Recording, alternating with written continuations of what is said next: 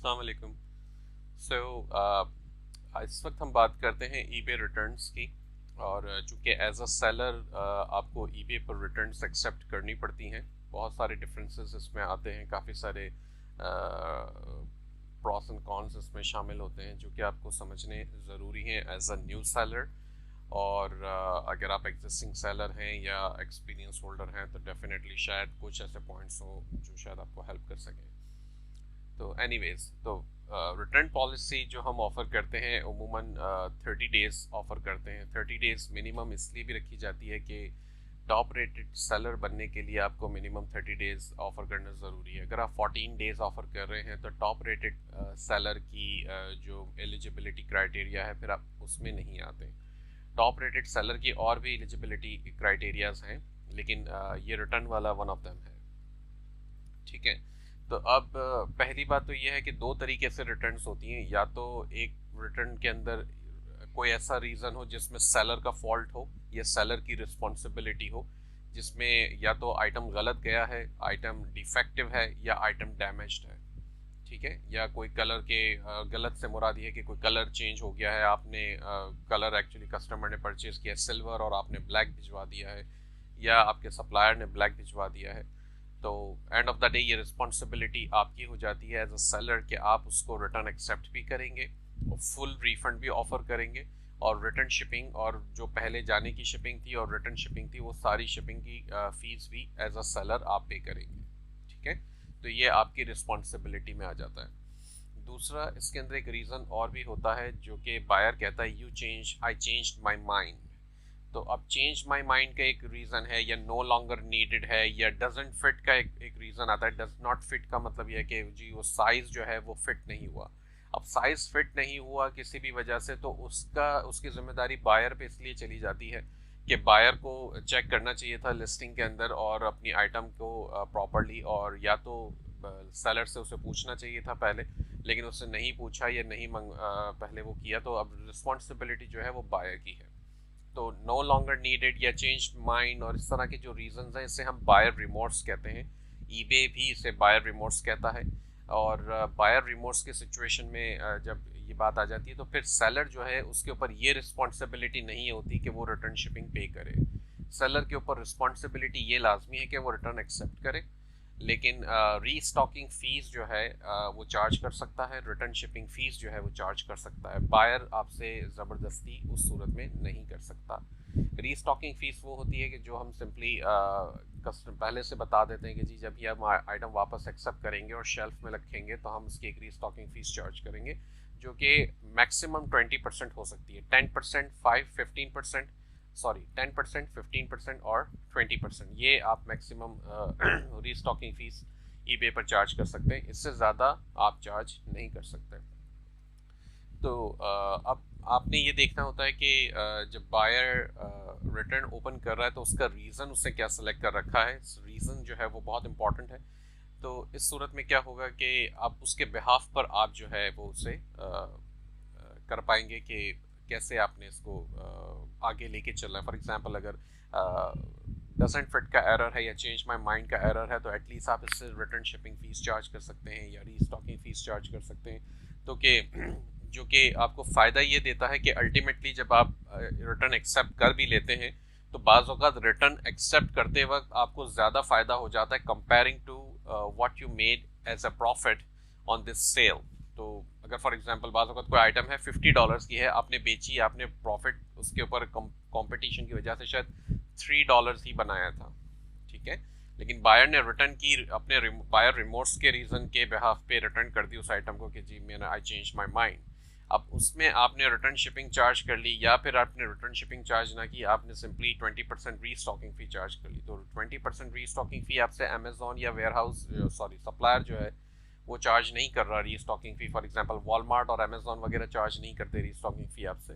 तो इस सिचुएशन के अंदर आप जो है वो 20% रीस्टॉकिंग फ़ी का मतलब हो गया $50 की आइटम थी तो आपको $10 जो है वो वहाँ पर प्योर प्रॉफिट आपको मिल गया।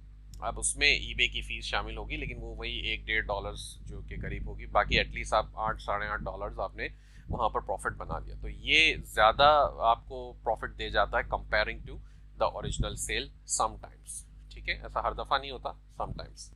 तो ये एक इसमें सिचुएशन है। तो पहले तो हम ये देख लेते हैं कि हमने ईबे पर रिटर्न पॉलिसी कैसे बनानी है या कैसे इसको अपडेट करना है। आपके पास ये बिजनेस पॉलिसीज़ का एक सेक्शन होता है आपके ईबे अकाउंट में। आप सेल के पेज से भी यहाँ पर आ सकते हैं बिजनेस पॉलिसीज़ में, और यहाँ पर आपको तमाम पॉलिसीज़ दिखा रहा होगा। इस वक्त मैंने रिटर्न सेलेक्ट कर रखा है, इसलिए सिर्फ रिटर्न शो कर रहा है। तो अगर न्यू पॉलिसी आपको बनानी है तो क्रिएट पॉलिसी, रिटर्न पे आप क्लिक करें, और यहाँ पर ये आपसे पॉलिसी का नाम पूछेगा। पहले तो जो भी आपने पॉलिसी का नाम देना, मैं ज़्यादातर लिखता हूँ कभी डिफ़ॉल्ट, जो भी हमने आगे नाम रखना है। और डिफ़ॉल्ट अगर सेट एज डिफ़ॉल्ट आपने चेक लगा दिया है तो फिर कोई भी लिस्टिंग जब आप बना रहे होंगे उसमें यही policy, return policy by default select हो जाएगी।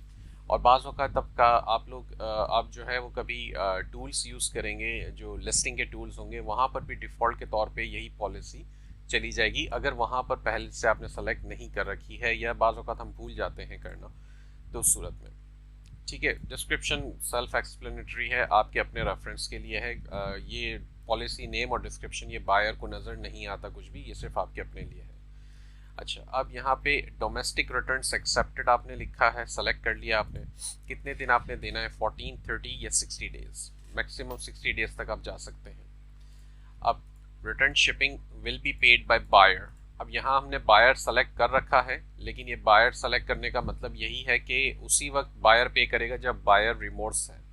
अगर ये डैमेज डिफेक्टिव आइटम में गया है तो फिर वो बायर पे नहीं करेगा, इवन दो आपने यहाँ पे सेलेक्ट कर रखा है। अब आप रिप्लेसमेंट और एक्सचेंज अगर ऑफर करते हैं तो आप उस पर चेक लगा दें, अगर नहीं करते तो ईबे जो है वो बायर को भी और आपको भी यही बेसिकली असम्पशन देगा कि जब आइटम रिटर्न हो जाएगा तो आप रिफंड करेंगे, फिर उसमें एक्सचेंज का ऑप्शन नहीं आता। ठीक है, इंटरनेशनल रिटर्न्स एक्सेप्टेड। अब आपने अगर इंटरनेशनल भेजी है आइटम, बाहर भेजी out of country, out of the United states, तो अब वहाँ से एक्सेप्ट करेंगे तो उसकी पॉलिसी भी आपको सेट करनी है। कौन पे करेगा, रिप्लेसमेंट सेम चीज़ है। तो नॉर्मली हम रिटर्न्स इंटरनेशनल पे एक्सेप्ट करते ही नहीं है। मैं तो खैर इंटरनेशनल शिपिंग सिर्फ और सिर्फ ग्लोबल शिपिंग प्रोग्राम के थ्रू करता हूँ, अदरवाइज मैं नहीं करता। जब ये इन्फॉर्मेशन आप सबमिट कर दें, अपडेट कर दें पूरी, तो सबमिट और सेव पे क्लिक कर दीजिएगा, तो ये आपकी पॉलिसी जो है वो सेव हो जाएगी। ठीक है, अब ये देख लेते हैं कि अमेज़ॉन पे फॉर एग्जांपल आपने एक आइटम परचेज करके ईबे के कस्टमर को सेंड की थी, अब वो रिटर्न करनी है, और रीजंस हम देख लेते हैं क्या क्या ऑप्शन हमारे पास हैं। हम समझ लेते हैं कि अमेज़ॉन से हमने ये आइटम परचेज करके भेजी थी कस्टमर को, और यहाँ पर मेरे पास ऑप्शन आ रहा है ये रिटर्न आइटम्स का। इस पर मैं जब क्लिक करूँगा तो ये हमें ऑप्शन दे देगा। तो अब ये पूछता है आपसे कि why are you returning this item. तो ऑप्शंस यहाँ पर आ रहे हैं, bought by mistake, better price available. In situation, इसमें भी वही सिचुएशन है जैसे ईबे पर हमने सुन ली कि बायर रिमोर्स होगा तो अमेज़ॉन भी आपसे शिपिंग चार्ज करेगा। अब मोस्ट ऑफ द केसेस जो सेलर्स होते हैं, जो रीसेलर्स होते हैं, जाहिर सी बात है वो शिपिंग तो नहीं देंगे, इवन दो बायर रिमोर्स का केस है। तो उसमें हम क्या सेलेक्ट कर लेते हैं, कुछ ऐसे ऑप्शन सेलेक्ट कर लेते हैं, मिसिंग और ब्रोकन पार्ट से, आइटम अराइव टू लेट, या product damage, shipping boxes okay, और इस तरह के ऑप्शंस हैं, रॉन्ग आइटम वो सेंड। तो आप कोई भी ऑप्शन इस तरह के सेलेक्ट कर लें तो इसमें आपसे अमेज़ॉन जो है वो रिटर्न शिपिंग चार्ज नहीं करेगा। तो अब यहाँ पे colour was wrong for example मैंने लिख दिया, अलबत्ता ये बात झूठ है लेकिन हमने यहाँ पे लिख दिया। अब कंटिन्यू आप करेंगे तो नेक्स्ट ऑप्शन पे आपसे पूछ रहा है मुझे कि ये जी हम आपको रिफंड कर देंगे वंस आइटम, ओरिजिनल आइटम जो है वो रिटर्न हो गया। तो आप जब कंटिन्यू करेंगे तो नेक्स्ट पेज के ऊपर ये आपको, अब यहाँ पर कुछ सिचुएशंस आती हैं, ये मैं आपको बताना चाहूँगा ताकि आपको इससे कुछ फ़ायदा यहाँ पर भी मिल सके। वो ये होती है कि यूपीएस स्टोर का एक ऑप्शन, खैर ये तो हमने सेलेक्ट कर रखा है, यूपीएस ड्रॉप ऑफ आपका कस्टमर करेगा, तब जब आप यूपीएस ड्रॉप ऑफ सेलेक्ट करेंगे तो ये अमेज़ॉन आपको लेबल प्रोवाइड कर देगा। ठीक है, अब ये उस सिचुएशन में आप सेलेक्ट करेंगे जब वाकई में इशू सेलर की तरफ से है, यानी कि आइटम डिफेक्टिव है, डैमेज है, तो तो ये ऑप्शन आप बिल्कुल सेलेक्ट करेंगे और आपको रिटर्न लेबल मिल जाएगा अमेज़ॉन की तरफ से। वही रिटर्न लेबल आपने अमेज़ॉन ईबे के ऊपर जो है जाके अपने बायर के रिटर्न केस में ओपन कर जो उसने कर रखा है उसमें सिंपली आप ऑथोराइज करेंगे और उसे ये रिटर्न लेबल अपलोड करवा देंगे। वहाँ पर ट्रैकिंग नंबर पूछेगा आपसे, आपने वो ट्रैकिंग नंबर दे देना है और सबमिट कर देना है। तो ईबे जो है वो रिटर्न बायर को बता देगा कि रिटर्न जो है वो एक्सेप्ट कर ली गई है सेलर की तरफ से और ये लेबल दिया गया है, आप ये ट्रैकिंग रिटर्न लेबल यूज़ करें और आइटम को रिटर्न कर दें। तो ये सिंपल सा प्रोसेस है जो कि हो जाएगा। अब एक और सिचुएशन आती है जब बायर रिमोर्स का केस है। तो बायर ने कहा चेंज माई माइंड या नो लॉन्गर नीडेड या डजंट फिट। इस सिचुएशन में आप बायर को रिटर्न शिपिंग फीस चार्ज कर सकते हैं। अब यहाँ मसला ये है कि ईबे आपको ये अपॉर्चुनिटी नहीं देता कि आप रिटर्न शिपिंग फीस चार्ज करें, क्योंकि ऐसी सिचुएशन में ईबे ऑटोमेटिकली वो रिटर्न अप्रूव कर देता है और आपसे सिर्फ ये कहता है कि अपना आरएमए दें और वो आरएमए आपको इनेबल करना पड़ता है। वो मैं सेटिंग्स आपको बता दूंगा उसकी भी। तो आरएमए दें, आरएमए वही है रिटर्न मर्चेंडाइज ऑथराइजेशन। आप आरएमए दें और एड्रेस कंफर्म करें और ईबे बायर को लेबल खुद देगा।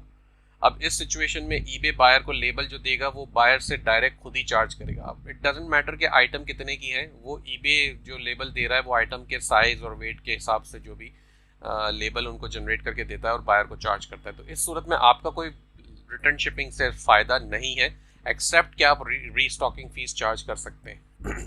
तो अगर रीस्टॉकिंग फ़ीस के अलावा भी आपको अगर थोड़ा सा एडिशनल बेनिफिट यहाँ पर चाहिए तो आप क्या करेंगे, आइल शिप एंड पे सेलेक्ट कर लेंगे अमेज़ॉन में।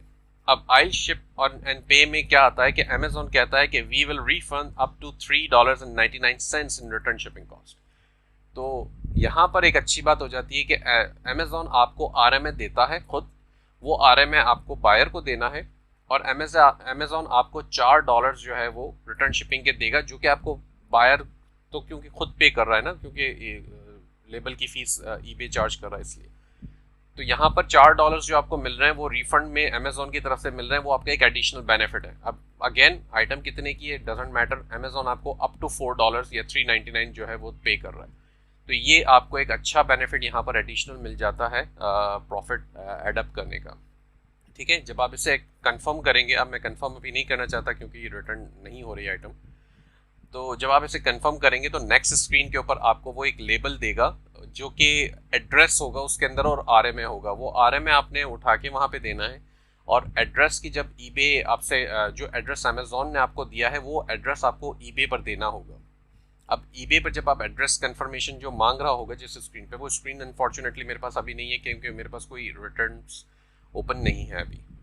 तो जो स्क्रीन सिंपल आपसे एड्रेस पूछ रहा होगा, वहाँ ड्रॉप डाउन आता है, उसमें जो भी आपके एडिशनल एड्रेसेस आ रहे हैं वो सारे उसमें होंगे और उसमें ऑप्शन आ रहा होगा कि ऐड न्यू एड्रेस।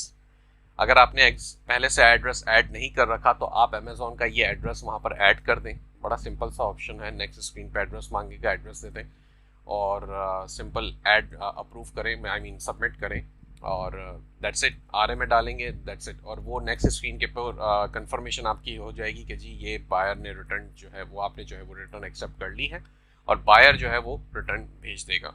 अब ईबे बायर के पास जाएगा और बायर को बोलेगा जी ये एड्रेस है, ये आरएमए नंबर है और ये रिटर्न लेबल वो ईबे ने जो खुद देना है वो देगा और जो भी शिपिंग रिटर्न शिपिंग की कॉस्ट है वो ईबे बायर को दिखा रहा होगा कि मैं इतनी चार्ज करूँगा। अब बायर के ऊपर डिपेंड करता है कि बायर चाहे तो एक्सेप्ट कर ले, आई मीन रिटर्न कर दे उसको यूज़ करके। अब बाज़ अवक़ात छोटी सी आइटम्स होती हैं, कुछ लोग कहते हैं बायर सोचते हैं यार $15-20 की है ठीक है और रिटर्न शिपिंग जो है वो $8-10 मांग रहा है, रीस्टॉकिंग फ़ीस भी देनी पड़ेगी, मैं रिटर्न ही नहीं करता, रहने देते हैं। बाज़ अवक़ात बड़ी आइटम्स होती हैं $50-100 के आसपास की होती हैं तो बायर जो है वो रिटर्न फिर भी कर देता है। तो अल्टीमेटली आपका इसमें नुकसान नहीं है, आपका इसमें बेनिफिट ही है क्योंकि आप रीस्टॉकिंग फ़ीस भी चार्ज कर रहे हैं और यहाँ पे आपको रिटर्न शिपिंग भी मिल रही है। अगर आप रीस्टॉकिंग फ़ीस आपने इनेबल कर रखी है तो, रीस्टॉकिंग फ़ीस अगर आप इनेबल नहीं करते हैं तो आप नहीं चार्ज कर सकते। तो ये लाजमी है कि आपने रिटर्न पॉलिसी जो मैंने पहले समझाई है उसमें आपने रिटर्न शिपिंग के साथ साथ रीस्टॉकिंग फ़ीस भी डिफ़ाइन करनी है। ठीक है जी।